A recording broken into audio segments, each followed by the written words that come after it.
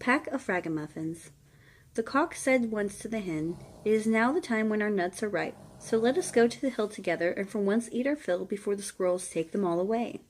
"Yes," replied the hen, "come, we will have some pleasure together." And because it was a bright day, they stayed till the evening. Now I do not know whether it was that they had eaten till they were too fat, or they had become too proud, but they would not go home on foot, and the cock had to build a little carriage of nuts and shells, and when it was ready the hen had seated herself in it, and said to the cock, "Now you can just harness yourself to it."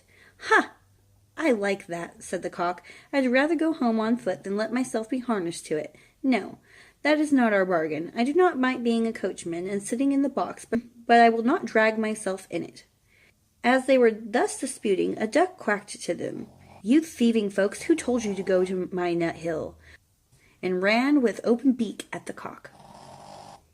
But the cock was not idle, and fell boldly on the duck, and at last wounded her with his spurs, so that she begged for mercy, and willingly let herself be harnessed to the carriage as punishment.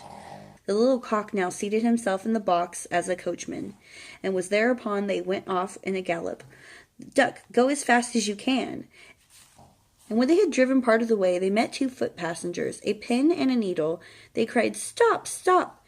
and said that it would soon be dark as pitch, and they could not go a step further, and that it was so dirty on the road, and they asked if they could not get into the carriage for a while. They had been at the tailor's tavern by the gate, and had stayed too long over the beer. As they were thin and did not take up much room, the cock let them both get in, but they had to promise him and the little hen not to step on their feet. Late in the evening they came into an inn, as they did not like to go any further by night, and the duck was not so strong on her feet, and fell from one side to the other. They went in. The host first made many objections. His house was already full. He thought they could not be very distinguished persons, but at last they made pleasant speeches, and told him that he should have an egg which the little hen has laid on her way, and should likewise keep the duck, which had laid one every other day. He at length said that they might stay the night, and now they had themselves well served, feasted, and caroused. Early in the morning, when the day was breaking and everyone was asleep, the cock woke the hen and brought her the egg, pecked it open, and they ate it together. But they threw the shell into the hearth.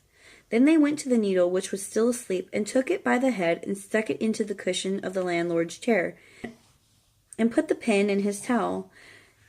And at last, more ado, they flew over the hearth. The duck, who liked to sleep in the open air, had stayed in the yard, heard them going away, made herself merry, found a stream, down by which she swam, and was a much quicker way of travelling than being harnessed to a carriage. The host did not get out of bed for 2 hours after this. He washed himself and wanted to dry himself. Then the pen went over his face and made a red streak from one ear to the other. After this he went into the kitchen and wanted to light a pipe, but when he came to the hearth the eggshell darted into his eyes. "This morning everything attacks my head," he said, and angrily sat down on his grandfather's chair, but he quickly started up and cried, "Woe is me!" for the needle had pricked him still, worse than the pen, and not in the head.